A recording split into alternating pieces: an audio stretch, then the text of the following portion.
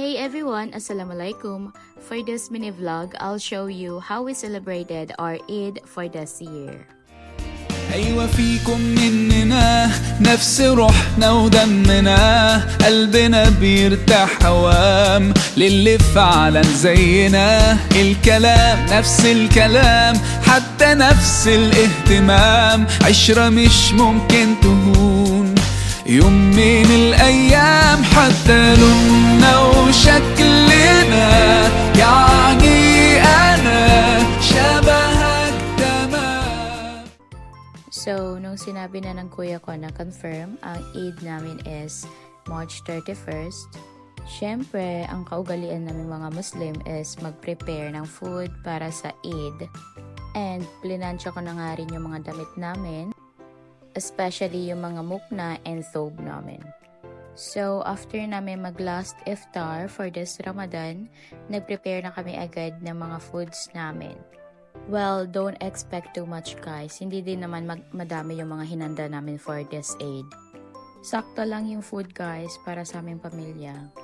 And ito pa guys, before mag-enter yung Eid, is nag-usap-usap na kaming magkakapatid kung ano yung color coding namin. Since most of us may kanya-kanya ng pamilya, kaya ayun, pumili na rin kami ng mga gusto naming kulay for this coming Eid. And ako, yung napili kong kulay para sa amin is color blue. It's because nakita ko yung mukna na yon na ginamit ko for this Eid sa TikTok. Sobrang ganda niya guys, kaya napili kong mag-blue na lang kami, diba? Well, anyway, eto guys, prepared na kaming lahat at nag-aantay na lang kami sa grab na binook ng kuya ko. Habang nag-aantay, eto, yung baby ko tulog pa rin. So, this is around 5 a.m. guys, since malayo nga sa bahay namin yung mosque. Kaya dapat agahan namin pumunta doon guys para syempre may space pa sa loob ng mosque. Kasi usually guys, every Eid prayer is laging puno yung mga mosque. So, ayan, dumating na rin kami, almost 1 hour yung biyahe. And every Eid guys, dito lagi nagpe-pray yung mga Asaad family sa bahay ng alumni, UP Diliman. Pagkadating namin dito guys, medyo puno na siya, 'di ba? Look at that.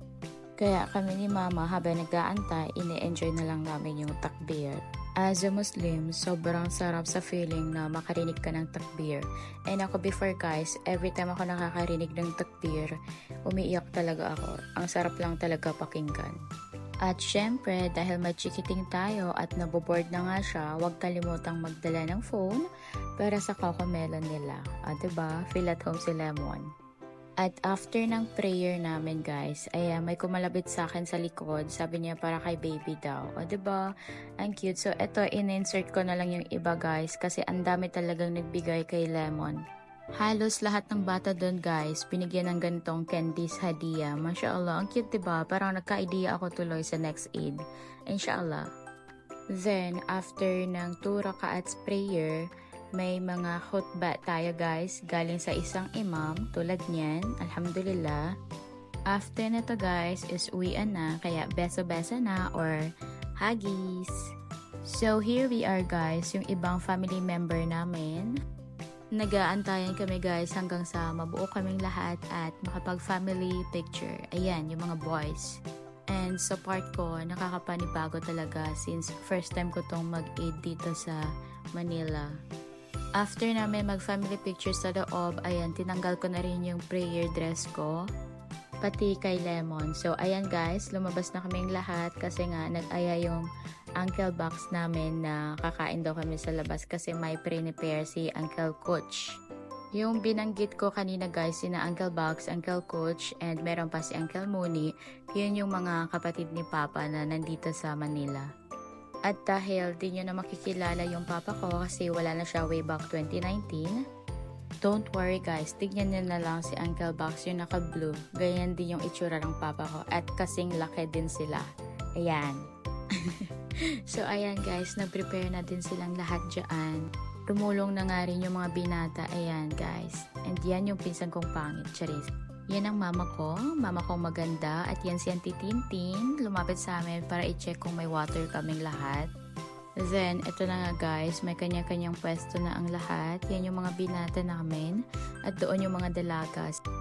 At ito naman yung baby ko na puro chicken at pansit lang yung kinakain. At dun banda naman si Uncle Bugs. And ayan yung mga babies namin. Si Lemon na nakatunganga lang. Ang saya nilang panoorin. And of course, sarap din sa feeling na halos andito kami lahat na magpipinsan. Though may mga kapatid pa ako na nandun sa tawi-tawi. So yan guys, yung mga pinsan ko. O diba? Kakainis si Asra. Ang pangit niya dyan. Okay na sana silang tignan, diba? Kaso bakit ganun yung upo mo, Asra? My God. Well, anyway guys, ayan, nagkakabulan si na kuya, pati yung tito niya na pinsan namin.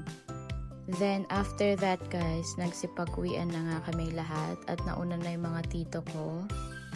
Then, kami guys, nag-antay na rin sa Grab na binook ng kuya ko and ito na nga yun. Another an hour na naman na biyahe pa uwi. Dahil nga sobrang aga namin na pumunta dyan. So yung baby ko, ito antok. Natulog na naman siya ulit, kawawa. Pagkadating namin actually sa bahay guys, nagsitulugan pa kami lahat. Pero nung sinabi ng kapatid ko na papunta na nga sila sa bahay, nilabas ko na yung mga food and nilagay na rin sa table, ayan, para prepare na ang lahat. And since hindi lang yung mga pinsan ko yung pupunta dyan sa bahay, pati yung girlfriend ng kuya ko at yung mga iba kong pinsan sa side ni mama, sabi ng kuya ko, mag-additional daw kami ng drinks. So, ayan guys, lumabas nga kami para bumili ng mga drinks, pati yung mga iba pang kulang sa bahay. And ito na yun guys, all in all, alhamdulillah, at least meron man lang, diba? Ang importante is nagawa natin yung mga dapat gawin sa loob ng Ramadan. And may Allah accept our ibadah and dua. Inshallah, inshallah, inshallah. Happy Hari Raya everyone. Bye-bye!